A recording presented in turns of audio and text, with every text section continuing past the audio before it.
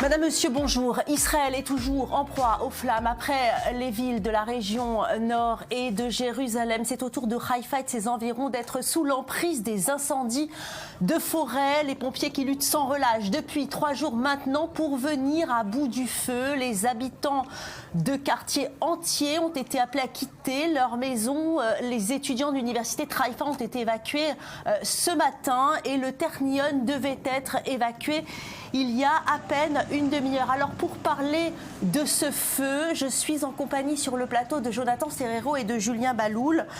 Julien Baloul, bonjour. Est-ce que c'est la première fois que ce genre d'incendie arrive en Israël? Alors c'est le pire incendie depuis 6 ans, en tout cas les pires incendies, parce qu'on comprend à présent qu'on doit parler d'un ensemble d'incendies, d'un ensemble de départs de feu. C'est la pire situation depuis 2010. 2010 c'était quoi? C'était l'incendie du Carmel dans les montagnes, donc près de Haïfa justement. À l'époque, il avait fait 40 morts. Donc aujourd'hui, on est dans une situation moins dramatique dans le sens où il n'y a pas de morts. En tout cas, dans son ampleur, là, c'est quasiment tout Israël, en tout cas une grande partie du centre d'Israël qui est concernée, la région de Jérusalem. Donc là, c'est plus grave en quantité, mais moins grave, évidemment, en termes humains, parce qu'il n'y a pas eu, heureusement, de décès. À noter également ce départ de feu, il y a quelques dizaines de minutes, visiblement, dans la banlieue de Tel Aviv, entre Ness Tsiona et Rishon LeZion, et ça se dirige vers une station-service. Jonathan Serrero, quels services sont mis à disposition pour lutter contre les flammes? Alors, depuis l'incendie du Carmel qui a fait 40 victimes, l'État a décidé de réunifier toutes les associations de pompiers qui étaient éparpillées aux 4 coins du pays et qui ralentissaient la venue des pompiers. Aujourd'hui, il n'y a pas encore de victimes, souhaitons-le pour l'avenir, mais aujourd'hui, la rapidité d'action des pompiers sur place a fait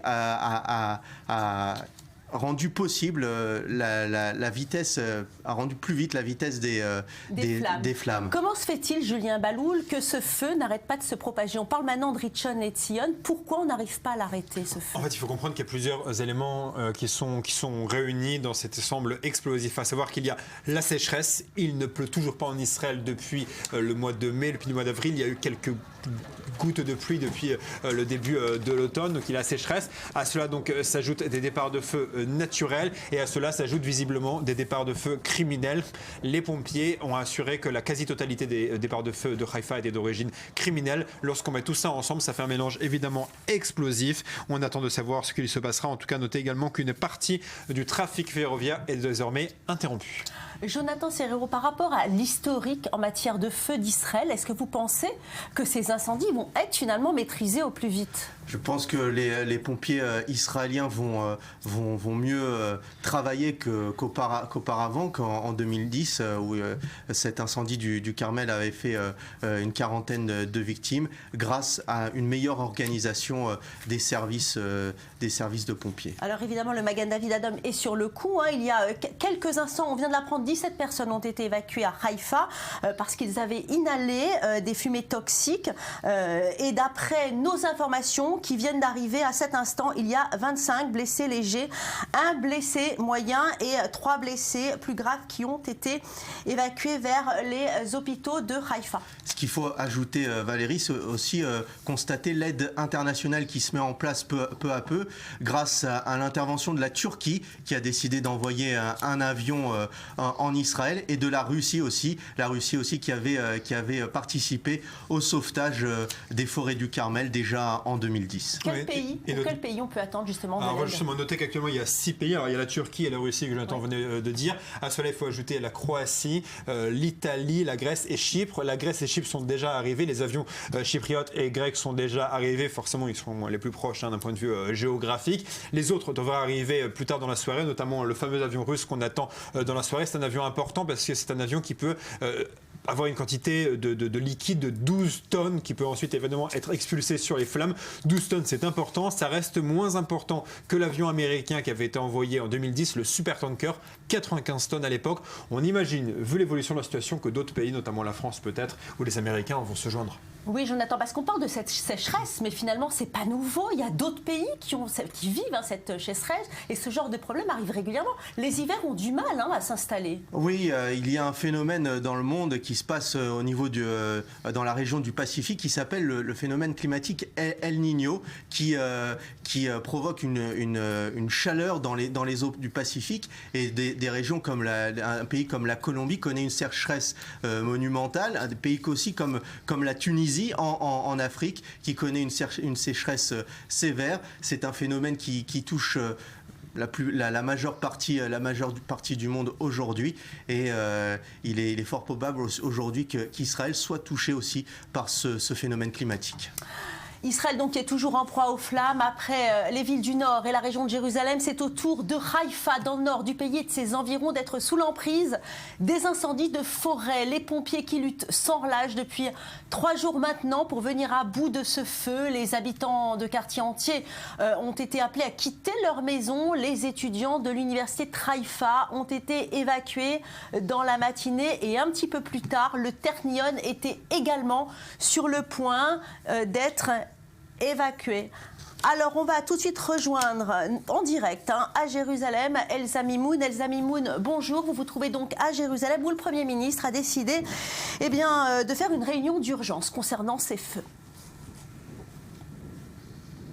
Oui, bonjour Valérie, tout à fait. Plus de la moitié de ces feux seraient d'origine criminelle selon plusieurs membres du gouvernement. C'est pour cela que le Premier ministre Benjamin Netanyahou a décidé de convoquer une réunion d'urgence avec son cabinet de sécurité. Alors nous nous trouvons plus précisément à Neve Ilan. C'est une localité située à l'ouest de Jérusalem qui a déjà été touchée par le passé par des feux. La faune et la flore en portent encore des traces. Et actuellement, quelques foyers sont toujours actifs. Les pompiers veillent. Les habitants pourraient être amenés à être évacués dans la journée si les feux progressent trop rapidement. Julien Baloul, y a-t-il assez de pompiers en Israël pour arriver justement à lutter contre ce feu? Clairement non. D'ailleurs, le porte-parole des pompiers le déclarait à E24 News il y a quelques instants. Il n'y a pas assez de pompiers. Il faut dire qu'Israël est un petit pays, n'est pas habitué à faire face à de telles situations.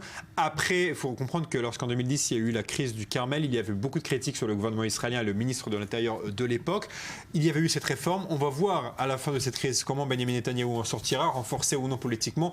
En tout cas, d'un point de vue humain, c'est très bien géré, puisqu'il n'y a pas de blessés graves, il n'y a pas de morts, et tout le monde est évacué à temps. Donc là-dessus, le gouvernement est totalement indemne et totalement, disons, pas critiquable sur ce domaine.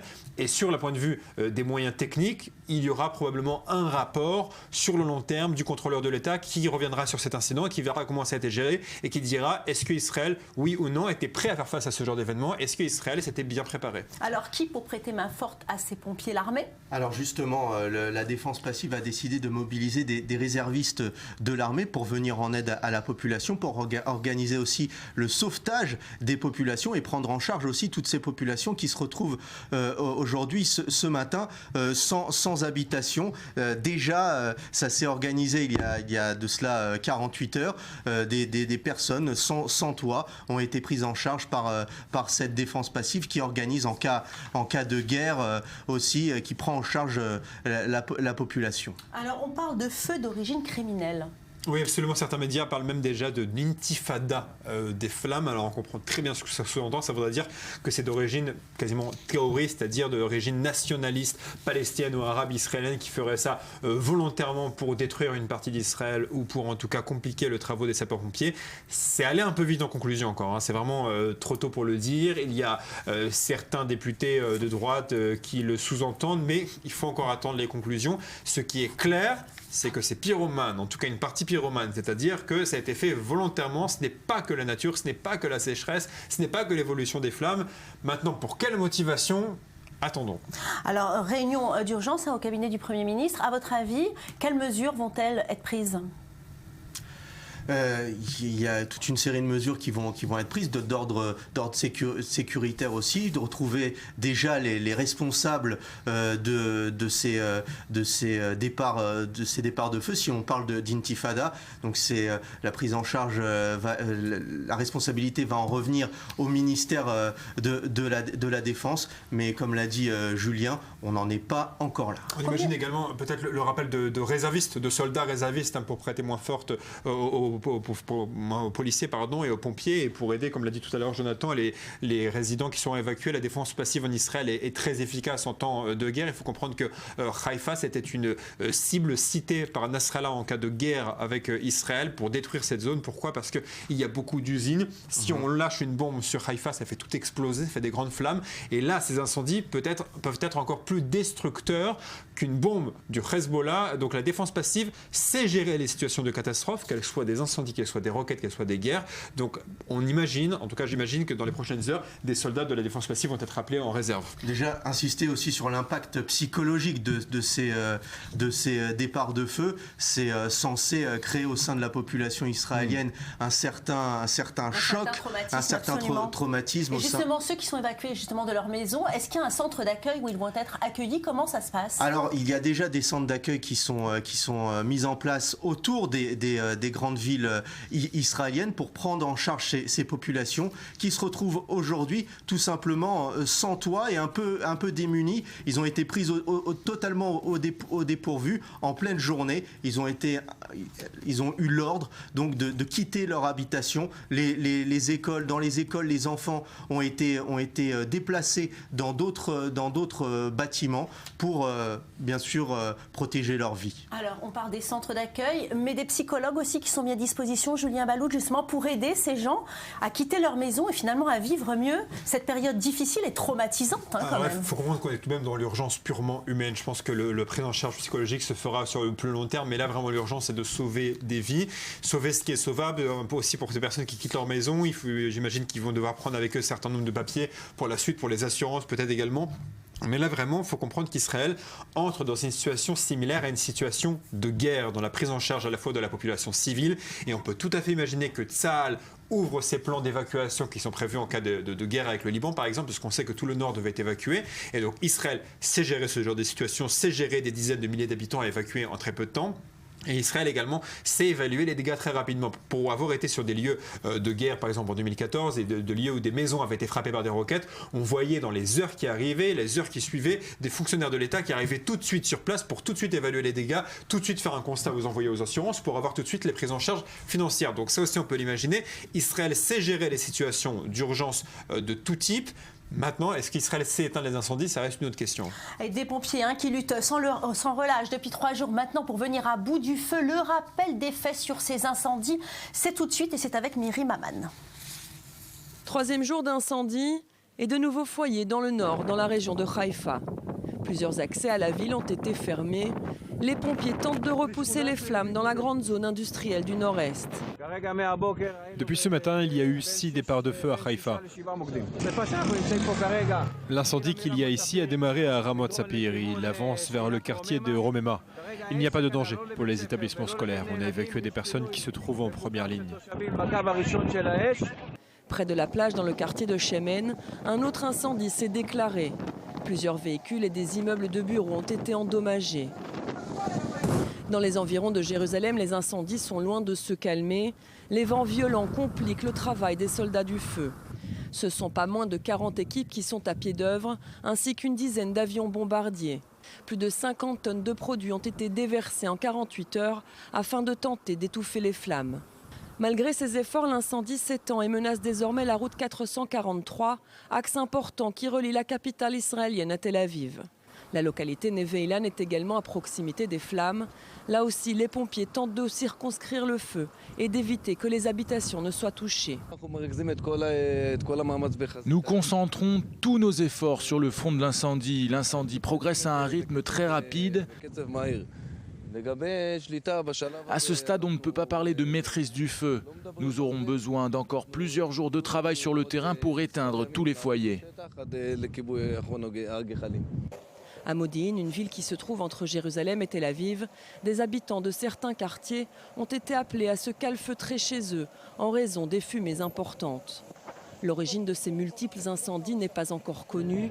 Les autorités évoquent la négligence de certains citoyens en cette période de sécheresse et de vents violents, mais ils n'excluent pas des départs de feu volontaires à l'initiative de nationalistes palestiniens qui auraient pour objectif de créer le plus de dommages possible. La police a d'ailleurs déployé de nombreuses forces sur la route 443, la route qui passe par la Cisjordanie et dessert la plupart des implantations israéliennes. Alors évidemment, nous vous informerons régulièrement sur l'avancée de ces faits, sur surtout les décisions qui seront prises lors de cette réunion d'urgence au cabinet de notre Premier ministre. Mais tout de suite, nous allons reprendre le cours normal de nos programmes.